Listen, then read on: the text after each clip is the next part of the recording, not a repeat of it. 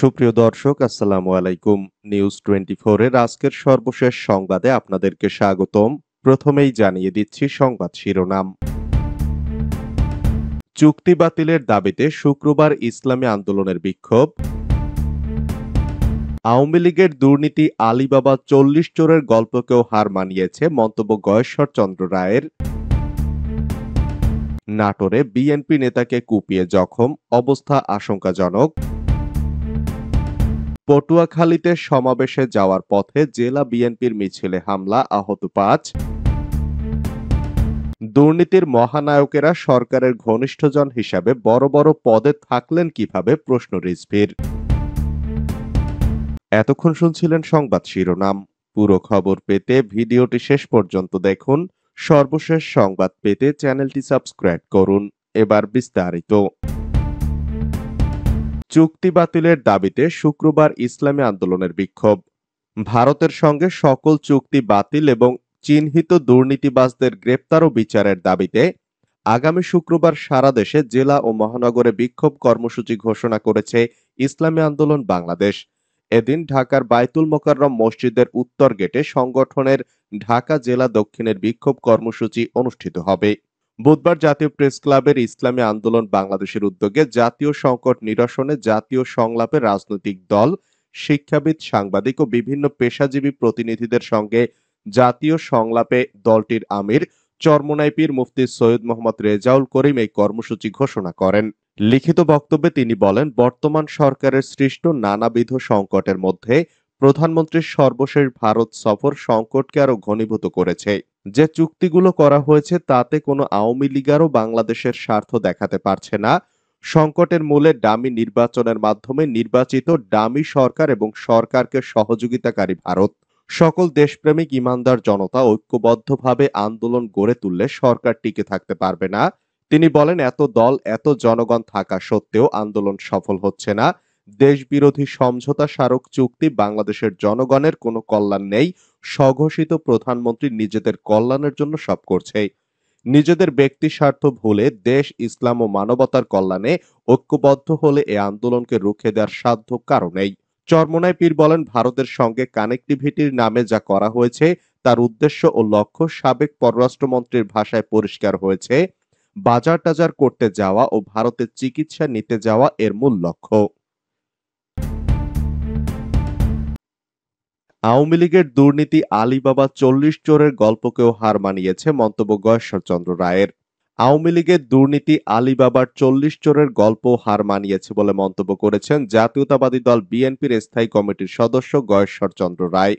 বুধবার বিকালে যশোরে বিএনপি চেয়ারপারসন ও সাবেক প্রধানমন্ত্রী দেশনেত্রী বেগম খালেদা জিয়ার নিঃশর্ত মুক্তির দাবিতে সমাবেশে প্রধান অতিথির বক্তব্যে তিনি এ মন্তব্য করেন। জেলা বিএনপির আয়োজনে শহরের টাউন হল ময়দানে এই সমাবেশ অনুষ্ঠিত হয়। কেন্দ্রীয় কর্মসূচির অংশ হিসাবে বিএনপির সমাবেশে বৃষ্টিতে ভিজেই নেতাকর্মীরা অংশ নেন। দীর্ঘদিন পর জেলা বিএনপির সমাবেশে ব্যাপক সংখ্যক নেতাকর্মী উপস্থিত ছিলেন। মাঠে ছিলেন নারী কর্মীরাও। ঘণ্টাব্যাপী বৃষ্টিতে ভিজেই তারা টাউন হল ময়দানে সমাবেশে কেন্দ্রীয় নেতাদের বক্তৃতা শুনেছেন। সমাবেশে গয়েশ্বর চন্দ্র রায় বলেন, অনিয়ম করে বেশি দিন টিকে থাকা যায় না। খালেদা জিয়ার অপর নাম গণতন্ত্র। খালেদা জিয়া মুক্তি পেলে জনগণ মুক্তি পাবে। নাটোরে বিএনপি নেতাকে কুপিয়ে জখম, অবস্থা আশঙ্কাজনক। নাটোর জেলা বিএনপির আহ্বায়ক মোহাম্মদ শহীদুল ইসলাম বাচ্চুকে কুপিয়ে জখম করেছে দুর্বৃত্তরা। নাটোর আধুনিক সদর হাসপাতাল থেকে আশঙ্কাজনক অবস্থায় তাকে রাজশাহী মেডিকেল কলেজ হাসপাতালে নেওয়া হয়েছে। পরে উন্নত চিকিৎসার জন্য তাকে ঢাকা পিজি হাসপাতালে নেওয়া হয়। বুধবার সকাল ৯টার দিকে শহরের আলাইপুরে সরকারি বালিকা উচ্চ বিদ্যালয়ের সামনে এ ঘটনা ঘটে। একই সময় জেলা বিএনপির কার্যালয়ের সামনে অনুষ্ঠানে আসা প্রধান অতিথি রাজশাহী সিটি কর্পোরেশনের সাবেক মেয়র মোসাদ্দেক হোসেন বুলবুল সহ ৫ জনের উপর হামলা চালায় দুর্বৃত্তরা। পটুয়াখালীতে সমাবেশে যাওয়ার পথে জেলা বিএনপির মিছিলে হামলা, আহত ৫।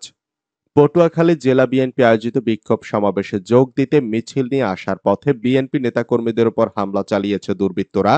আজ বুধবার সকালে পটুয়াখালী পৌর শহরের স্বনির্ভর সড়কে এ ঘটনা ঘটে। এ হামলায় বিএনপির ৫ নেতাকর্মী আহত হয়েছেন। জেলা বিএনপি নেতার অভিযোগ, আওয়ামী লীগের সহযোগী সংগঠনের নেতাকর্মীরা তাদের নেতাকর্মীদের উপর হামলা চালিয়েছে। বিএনপি চেয়ারপারসন ও সাবেক প্রধানমন্ত্রী বেগম খালেদা জিয়ার বিরুদ্ধে মিথ্যা মামলা প্রত্যাহার, তার নিঃশর্ত মুক্তি ও উন্নত চিকিৎসার জন্য তাকে বিদেশে পাঠানোর দাবিতে জেলা বিএনপি আজ সকালে বিক্ষোভ সমাবেশের ডাক দেয়।